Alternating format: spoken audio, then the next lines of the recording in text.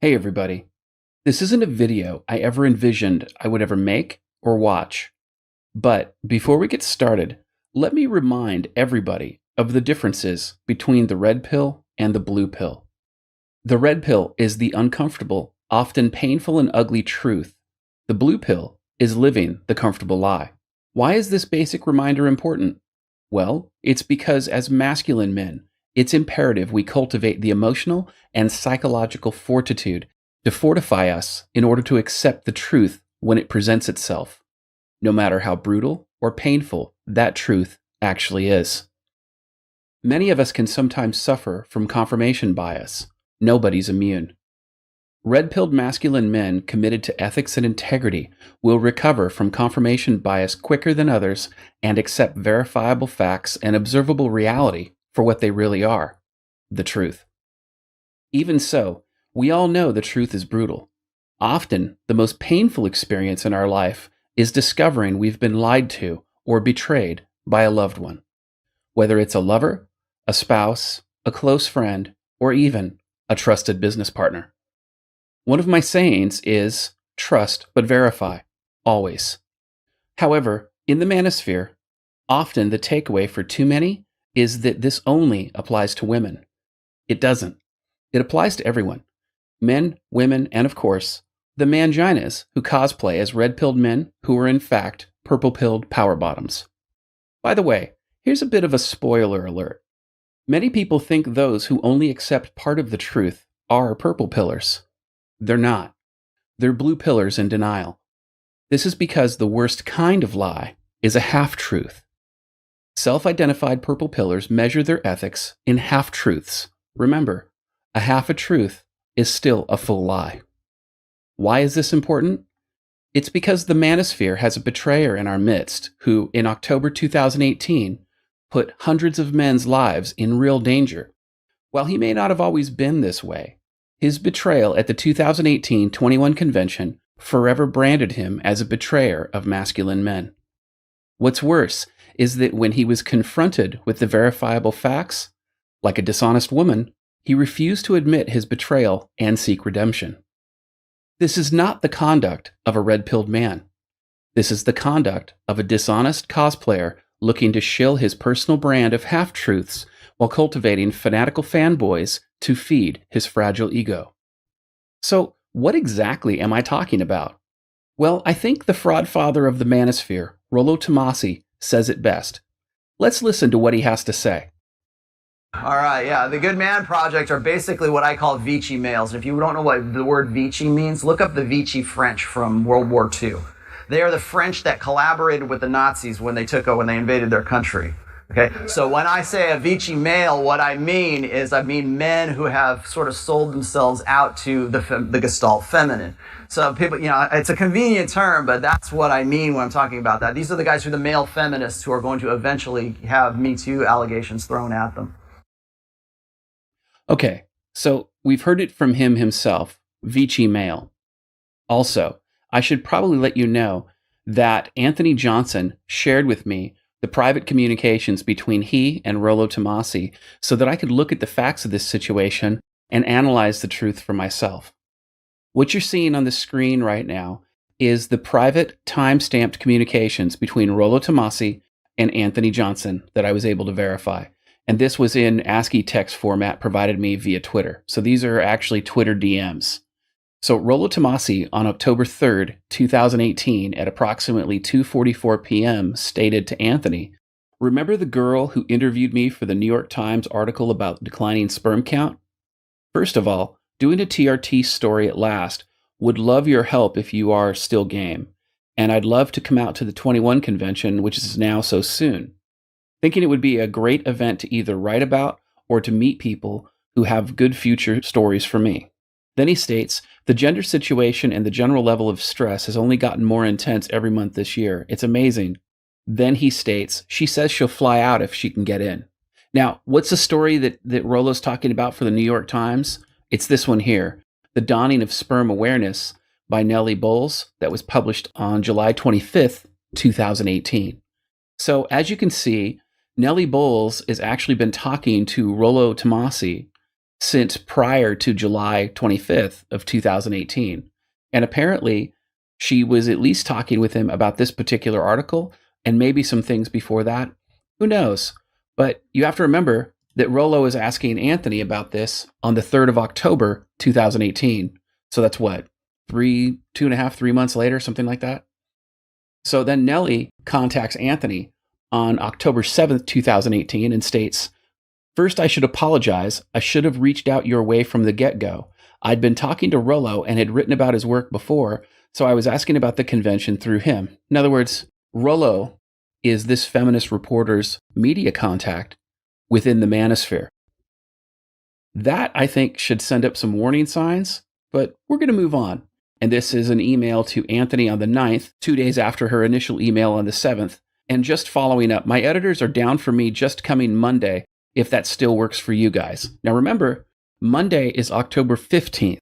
So the convention, at least as I understand it, went from October 11th to October 14th. And she was coming down to speak to people at the convention on the 15th. Basically, as I understand it from what Anthony told me, is that she was going to be quarantined so she couldn't disrupt the convention itself.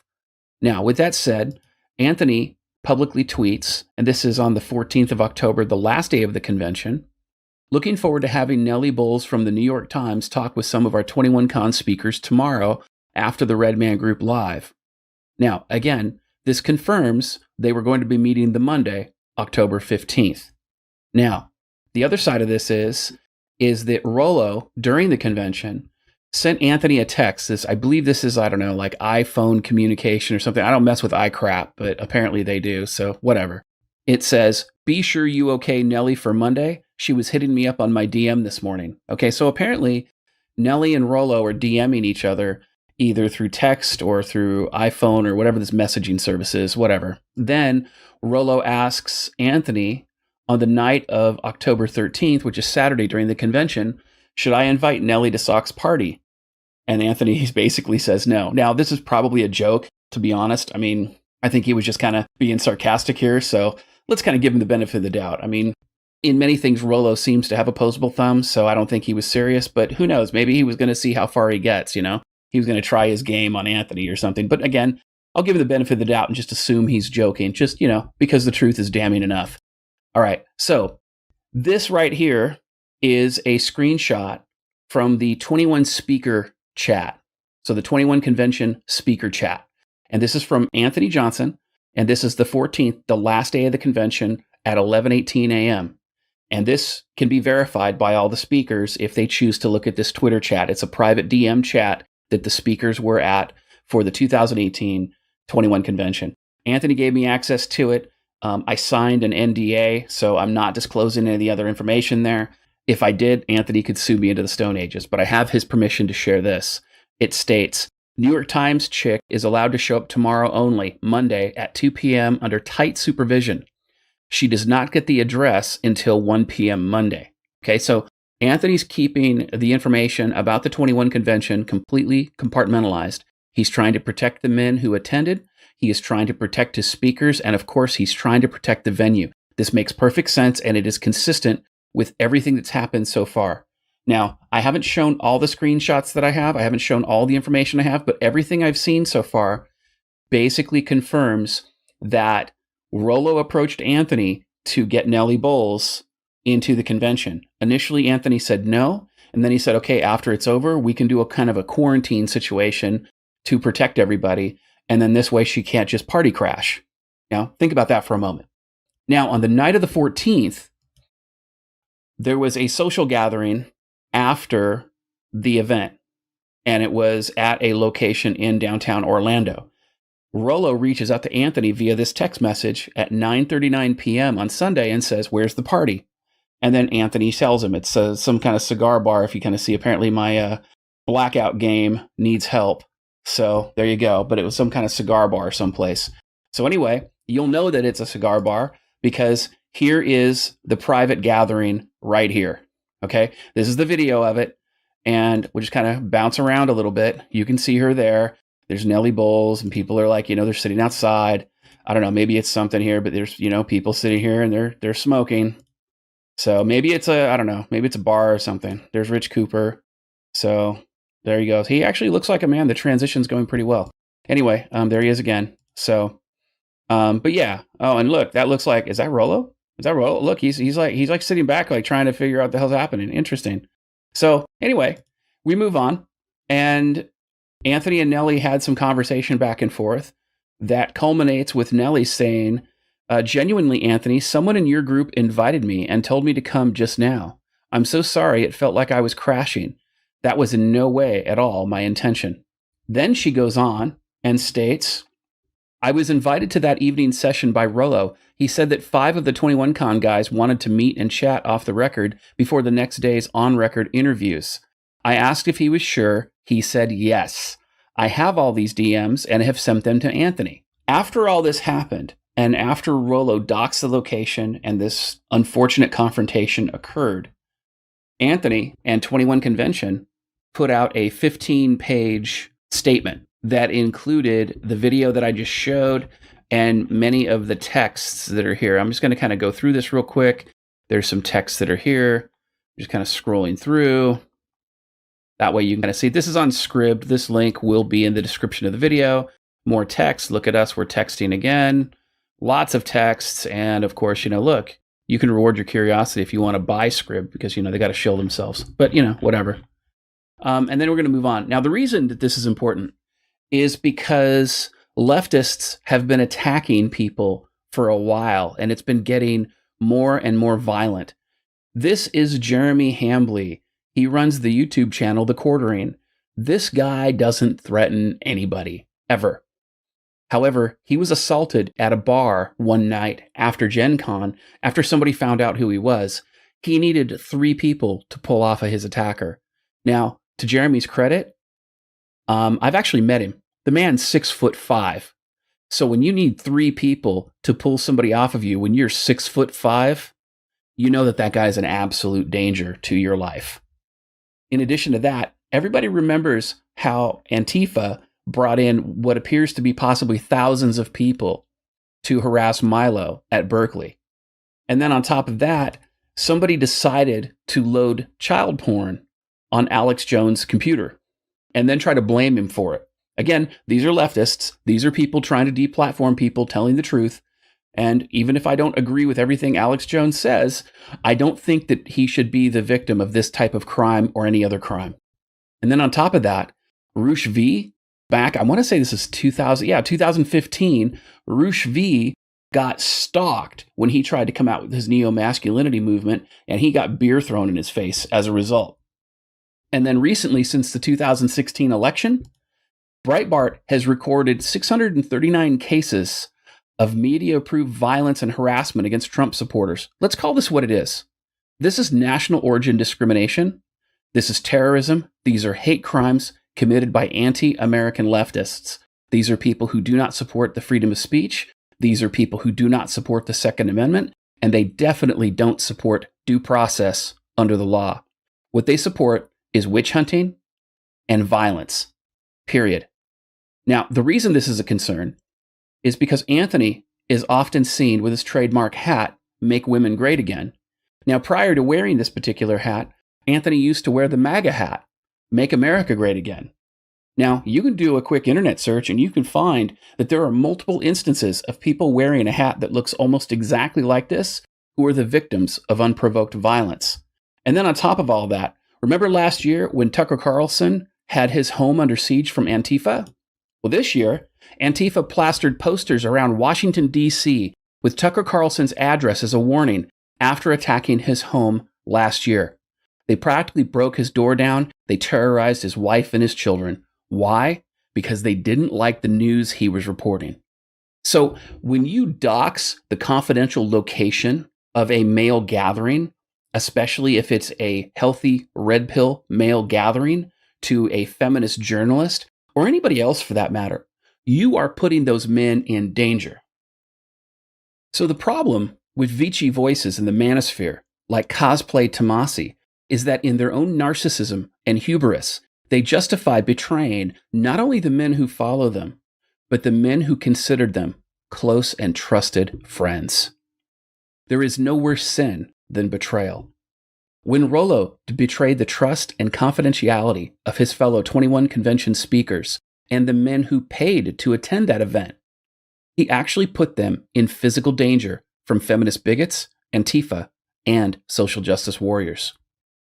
Tomassi's betrayal could have gotten these men who trusted him fired from their jobs, destroyed their careers, subjected them to doxing, and caused them to be ostracized from their communities and their families alike. Tomassi's backdoor relationship with this feminist New York Times reporter put every man associated with the 2018 21 convention in harm's way. For her part, the New York Times reporter Nellie Bowles, from the evidence I've seen, at all times acted in good faith and extremely professionally, which is something I cannot say for Rollo Tomassi himself. However, as a feminist reporter who has a history of opposing masculine male teachings from strong male voices like Jordan P. Peterson, she could have brought Antifa or armed violent social justice warriors to bear. If that had happened, then the late-night confrontation that Anthony recorded could have gone far differently. If this fraud father were half the red-pilled man he cosplays, then he would have never put innocent men's lives in danger and would have immediately apologized to his fellow 21 convention speakers and the attendees publicly, as well as accepted complete responsibility for his conduct. Instead, Rollo and those around him have focused on defamation, lying, and attempting to conceal Rollo's unethical betrayal of those who trusted him. Remember, trust but verify always, and never, ever forgive anyone, man or woman, who refuses to accept responsibility for unethical conduct, especially when it puts innocent men's lives in danger. Were I Anthony Johnson, I'd sue Rollo and those around him into the Stone Ages for their efforts to destroy the Red Man Group, the 21 Convention, and their attempted character assassination of Anthony Johnson personally. I'm DDJ, and this Bukkake Chokeslam is your dose of misandry today.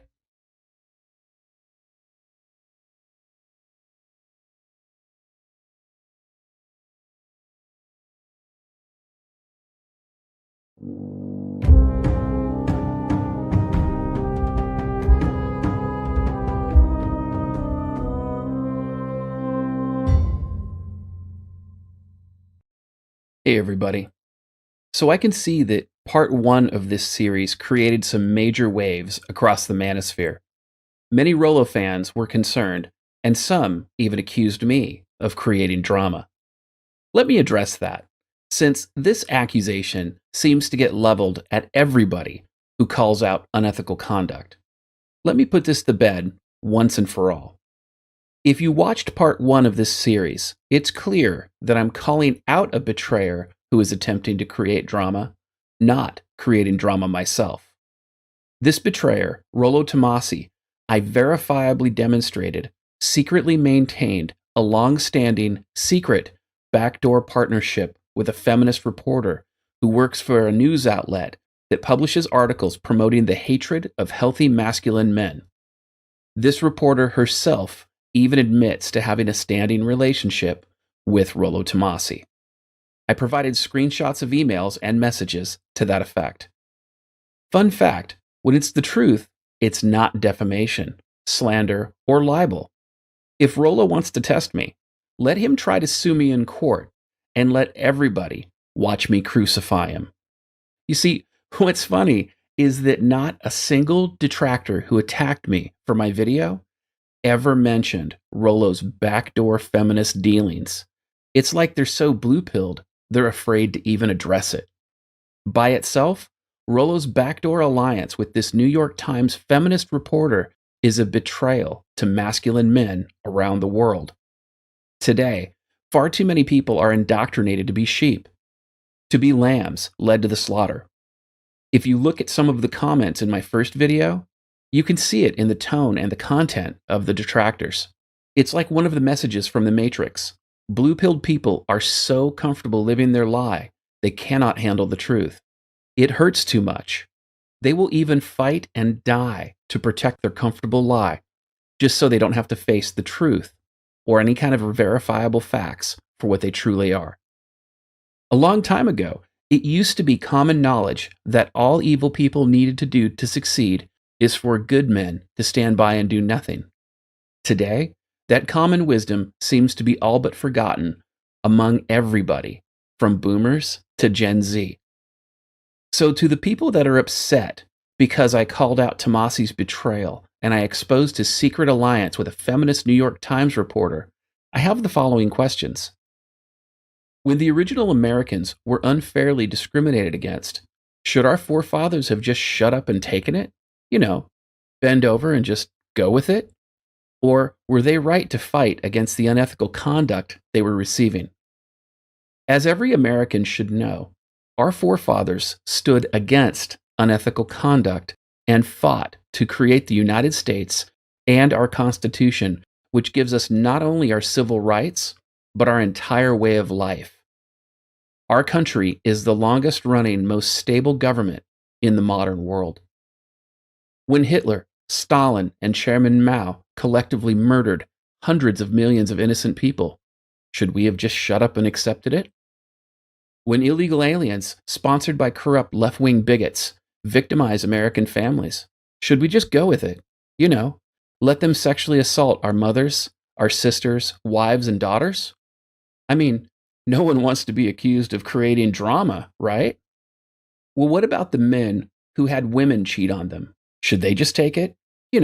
Sit in the corner while your woman gets railed by her bull? Or maybe pay for his Uber back to his house once he's done with her? Buy him dinner and thank him for giving her an orgasm while you watched? I mean, if you're lucky, maybe you can eat their freshly baked cream pie for dessert, especially if you're the type of guy who can't handle conflict. Maybe this is the meal for you. Or maybe, just maybe, and I know I'm going out on a limb here, but maybe you man the fuck up and you hold everybody accountable who disrespects or tries to victimize you and those you care about. But here's a reality check. Anyone, and I mean anyone, who whines when others take out the trash by falsely painting them as drama queens, what's really going on is that these detractors are admitting that the truth hurts. And their pain, it's unbearable. So remember that the next time you read a comment that accuses me or anyone else of creating drama, when in actuality, all we're doing is just taking out the trash. Also, be especially suspect of any comment that is extremely negative, but refuses to address any of the issues contained in my videos on this or any other subject. This is because these commenters are often sock puppets attempting to derail the message with ad homs and logical fallacies in hopes of changing the conversation to avoid any real discussion about the damning, verifiable facts I've raised. Finally, and this is important, whether the commenter is falsely accusing me of drama or just making personal attacks while avoiding any credible criticism of the issues, this is blue pill behavior.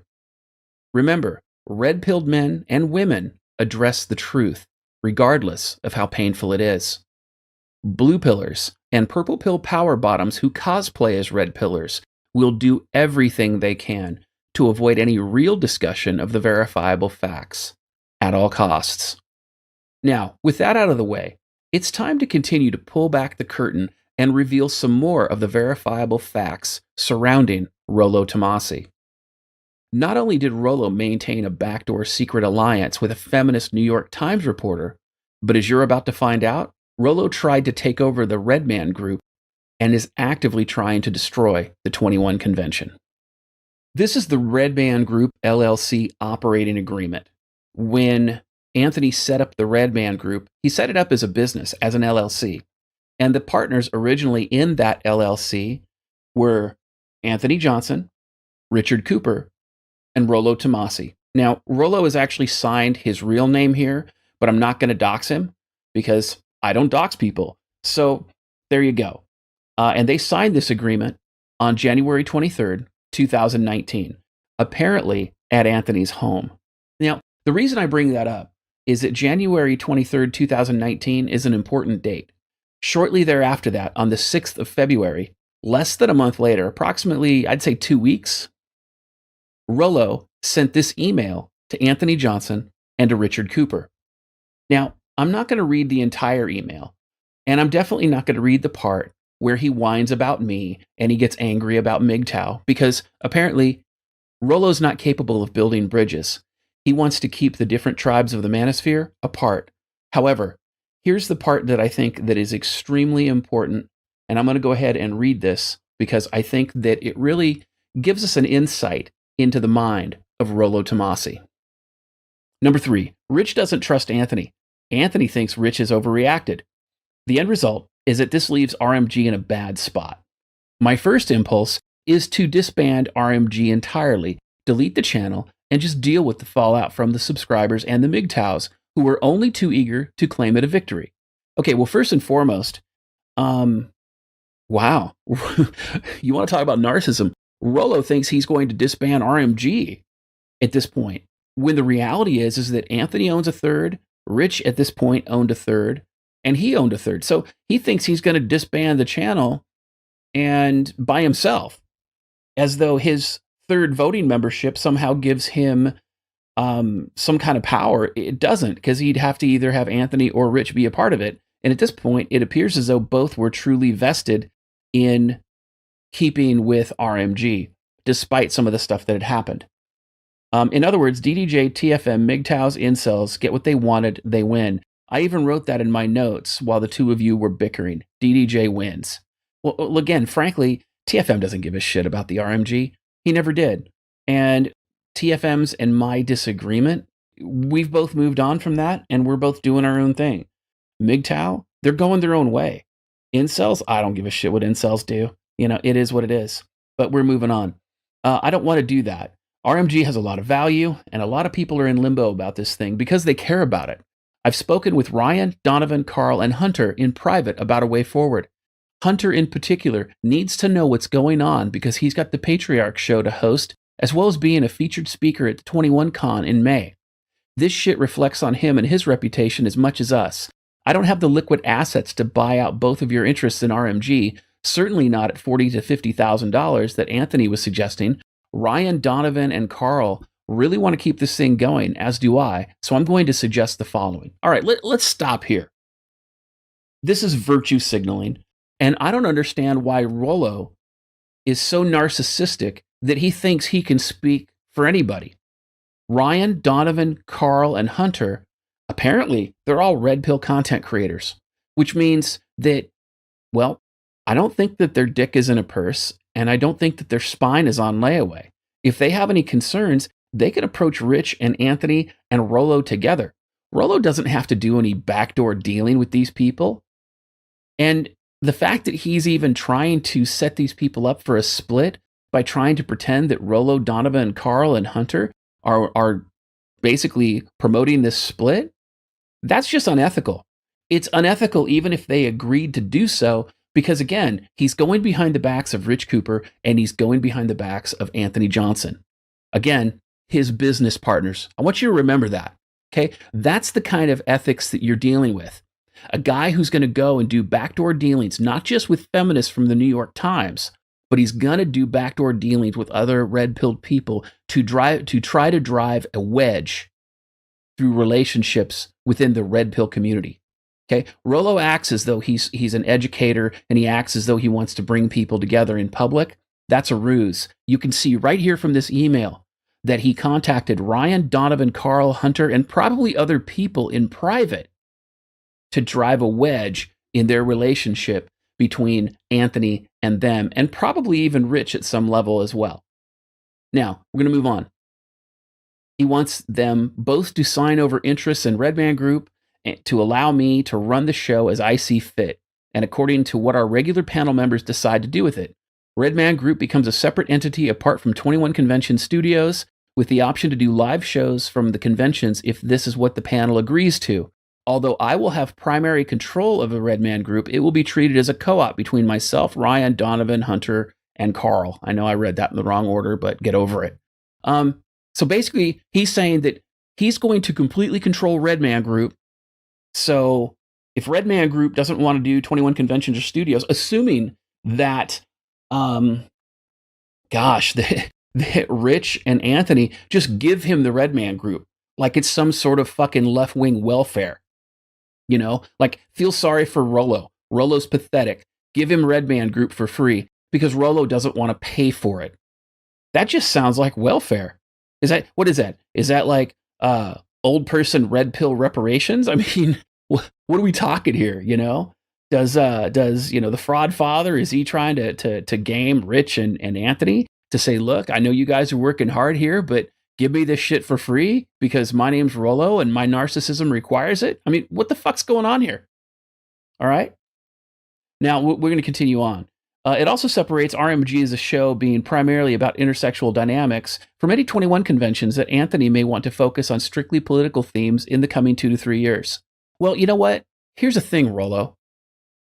Feminism is not only intersexual dynamics, but it is also political in nature. Feminism is absolutely an ideology. And opposition of feminism cannot just be from man-to-man personal decision-making alone. There has to be political opposition because feminists lobby for legal changes in the law. They lobby the courts. They control the courts. So there has to be political themes if we are going to support men and stop the discrimination against men. We have to. There has to be some politics there. The fact that you're so limp-wristed that you can't handle the political piece tells everybody just how committed you are to the men in the manosphere, which we're about to find out later is not at all. Now, we're going to move on.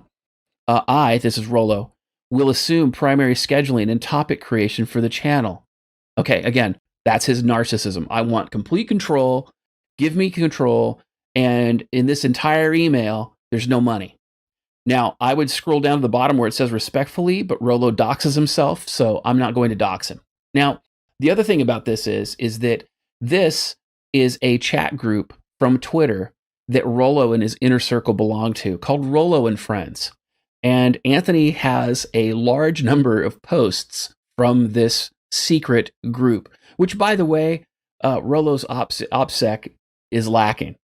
All right, so Rollo says, I told Pat I was going to call it with Anthony after October anyway. So in other words, Rollo was already planning on backing away from the 21 convention. He just wasn't going to speak there anymore. What it sounds like what he wanted to do is he wanted to do a hostile takeover of the Red Man Group and then quit the 21 convention once he stole Anthony and Rich's platform from them. Then he goes on to state, I definitely want to do a new show with you guys. So yes, just consider us planning a new gig. We discussed this when Rich left, and I think I fucked up by not just cutting ties with Anthony then. So in other words, Rollo is planning this. And again, Rich left right around the time this email came out. And again, this email was February 6th, 2019. So probably, February, March, something like that. So he actually was talking right here. He admits that he and his inner circle were having these conversations about how to split, how to take over the Red Man Group, and kind of do their own thing. That's a problem. That's a problem, and it is a completely unethical. This is backdoor dealing. This is feminine behavior. This is not the behavior of a red pill man. Now, we're moving forward. He also states, Red Pill 101 is still going to be a show for sure. We can also bring Redline under my roof or Donovan's with no problem. I just got off the phone with Pat and we're cool. I actually felt worse about how I handled last Friday's caller than this shit. Well, yeah, because, Rollo's a narcissist. He has no empathy for anybody. He just cosplays that shit. That's why you don't ever see him host his own shows very often. Or if he does, he's always got other people, unless he does kind of like expose sort of stuff that's like pre-canned speeches and that sort of thing. Now, they've created a new show. Here it is. It's, Cuck Zero for successful female strategies or something like that. I don't know. Maybe I read that wrong, but I think it's pretty close to what it was. And then there's the new show announcement. Now, here's the thing that's interesting. We're going to kind of switch gears a little bit. All right. This is Ryan Stone. And he says, sweet, Rollo, if you don't have time for branding, let me know. I'll pick up the torch. And that's what happened. Cuck Zero for successful females, that ran on Ryan Stone's channel right here. All right. So then he states, I'm going to out an email about refunds and ask Anthony if he has any plans for that, and probably take Rich's advice on parameters. Okay. Let's talk about the implications of that for just a second, but we're going to share some more facts before we dive into that. Here's another thing. This is from a forum, and I think I'll post the link of this. If I can find the link, I'll post the link for this forum. This is Ryan Stone again. At Iron Eyes, this would be a good time to give an example of how to properly discontinue a business arrangement. If anyone was fraudulently given the impression that Rollo Tomassi would be a keynote speaker, it would be best to first contact the organizer and then escalate to payment processors if not resolved to one's satisfaction. This is Ryan Stone following through on this, where he's trying to push for refunds for the 21 convention. That's what they're talking about, okay? Now, this is Ryan Stone's email that he was talking about. This is like his email newsletter he does for retards, or I don't know what the R stands for, but that's my guess. So here we go. So, and then of course, there's the modest picture of them on the stage, and he talks about Rollo and the 21 convention. We're going to kind of skip down a little bit here. It says, send an email. This is number one right here. Send an email to tickets@21convention.com or contact @beachmuscles directly about a refund. I have his affiliate payouts in my Stripe account. I assume, being a businessman, he will reimburse you, and I'm ready and waiting for him to request the affiliate payments refunded on my end. Okay, so Ryan knows that there are no refunds for the 21 convention, and he's telling his entire email list to ask for a refund. That's bad faith. It is, well, we're going to go into what it is in a minute, because Rollo did the same thing. Rollo, on June 2nd, talked about a 21 convention dates cancellation, and he says, quote, "This is a very unfortunate turn of events, since it means I will not be attending the Poland convention or the Orlando event. If you purchase a ticket through my affiliate link and you no longer wish to attend, you'll have to contact Anthony Johnson for a refund." All right? Now, he knows there's no refunds. The other thing is this. This Rollo and friends looks like that Ryan Stone was coordinating with Rollo himself and at least Rich Cooper and probably other people. This looks like he followed through on that coordination and started executing on it. Not only did he send an email to his people about this, but Rollo sent it to his, I think it's like 500,000 subscribers or unique visits to his blog every month. Well, there's a definition for this. It's called Tortious interference, also known as intentional interference with contractual relations.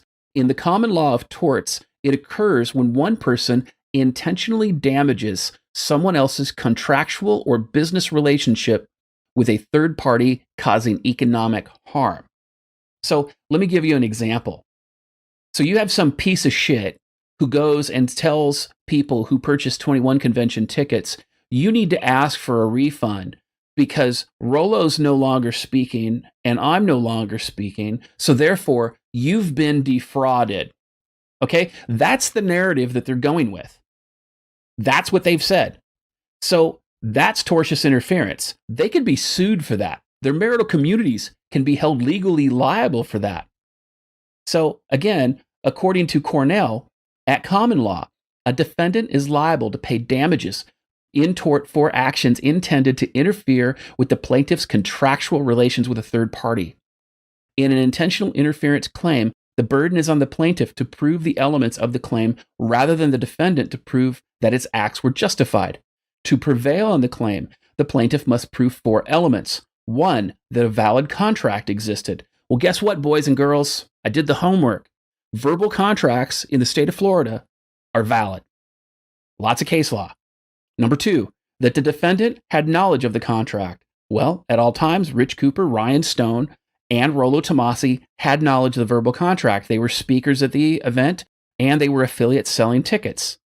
Number 3, the defendant acted intentionally and improperly, which they did. They told people to start getting refunds and falsely claimed that there was a fraud being taken place because they were no longer speaking at the event. And number 4, that the plaintiff was injured by the defendant's actions.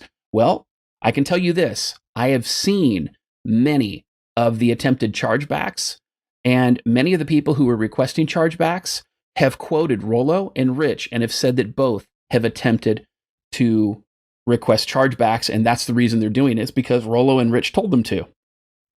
Guess what? That's intentional interference with a contractual relationship. Oh, and here's a handy piece of case law. United Truck Leasing Corp versus Geltman from 1990. Now, everybody's been asking me, well, why would Rollo do this? Why would he do this? There's no motive here, DDJ. Why would he do this? Rollo, he's our Jesus. He's our Jesus Christ. He's the guy who jumps the fence to get to the promised land and mow our lawns.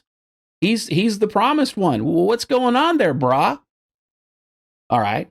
Well, let me burst your bubble here, ladies. This is a text from Rollo Tomassi. Quote, imagine how much money I could make if I said fuck it and threw the red pill and the whole manosphere under the bus. I could just unblock Nellie Bowles and play her like a fiddle, giving her confirmation of every ugly suspicion the mainstream media ever wanted to write about the red pill. We could do a major investigative documentary on the ugly misogynistic underbelly of the Nazis, ethno-nationalists in the red pill and broadcast it on CNN.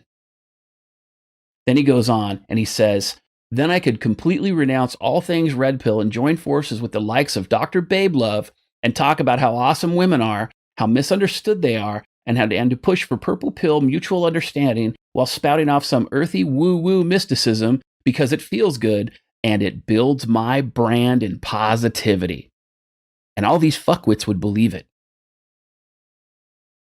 Now, you want to talk about motive? It's no more complex than greed. Period. That's always what it's been about. It's about Rollo building his brand. It's about Rollo being in control. He wanted to take control and have 100% of control of the Red Man Group, and he tried to force Rich and Anthony out for nothing. You know, he wanted, I don't know, old person grandpa reparations for being the grandfather or the fraud father or whatever of the manosphere. And then the entire time, he was working to backstab them. So let me reiterate. As you can see, Rollo, after less than 2 months of officially going into business with both Anthony Johnson and Rich Cooper, attempted a hostile takeover. He tried to force out both Anthony and Rich Cooper. While Rich eventually sold his interest in the Red Man Group LLC to Anthony Johnson, he made Anthony Johnson the majority shareholder. This is not what Rollo wanted. Rollo wanted exclusive control. His email that I showed in this video even admits it. Also, don't forget, Rollo admitted in email to working behind the scenes to persuade at least 4 other people close to Anthony to abandon him and to follow Rollo's lead instead, and 2 of them did, Carl and Ryan Stone. Even worse, Rollo, Ryan, and others in the Tomassi and Friends inner circle conspired to commit tortious interference against 21 Convention and Anthony Johnson by telling 21 Convention ticket holders to ask for refunds, even though at all times they knew or should have known that there are no refunds for convention tickets. Not only does this put Tomassi and his marital community at risk for legal liability, but also puts Ryan Stone, Rich Cooper, and anyone else in the Tomassi and Friends inner circle and their marital communities, if any, in legal jeopardy also. Rollo acts like a nice guy in public, but it's all just an act. As you can see, behind the scenes, Rollo is a two-faced, greedy backstabber willing to sell out the entire manosphere just to make a buck. So let's recap for the back of the class. In part 1, I exposed Rollo's long-standing secret backdoor relationship with a feminist New York Times reporter, Nellie Bowles. I also showed emails where Nellie Bowles herself admitted she only found out about the cigar bar because Rollo personally invited her to it, not because of any social media posts by anybody else. Then I showed how less than a month after Rollo officially joined the Red Man Group LLC as a partner, he attempted a hostile takeover. I also showed that while this was happening, Rollo was secretly working behind the scenes to get everyone associated with Anthony Johnson and the Red Man Group LLC to abandon those business relationships in favor of working with Rollo himself. If you check Ryan Stone's channel, you will see many former Red Man Group members now working with Rollo in his Cuck Zero show. which confirms the messages I reviewed in this video. Then I showed that Rollo, Rich Cooper, Ryan Stone, and others conspired to tortiously interfere with the 21 convention, defamed both the convention and Anthony Johnson personally, as well as contacted their fan bases in a wrongful effort to persuade them to request a refund of their tickets. Finally, I showed Rollo's willingness to sell out the entire manosphere just to make a buck. Anyone who still thinks Rollo is an ally to the manosphere or Red Pill Truth is deeply mistaken. Rollo and his allies are enemies of red-pilled men everywhere. Red-pilled men do not backstab one another. That's a bitch move. Rollo and his friends are jealous of Anthony and everything he's built, and their gestalt feminine jealousy is driving their unethical conduct. And now the world can see these feminine backstabbers for who they really are. Were I Anthony Johnson, I would sue every one of these bitches into the Stone Ages for their feminist conspiracy to take down Anthony Johnson, the Red Man Group LLC, and the 21 Convention. And then I would salt the earth around them and make sure everyone knows that this is what happens to backstabbing betrayers of masculine men. As masculine men committed to red pill truths, we have enemies throughout the mainstream media and left-wing social justice groups. And now, just like APOC from The Matrix, we now realize we have enemies in our midst, betrayers amongst us. The problem, which I've discussed before, is the red pill blind spot. We think that just because someone claims they're red-pilled, that we take them at their word. We shouldn't. We should trust, but verify. Always. I'm DDJ, and this ongoing expose of the fraud father of the manosphere is your dose of misandry today.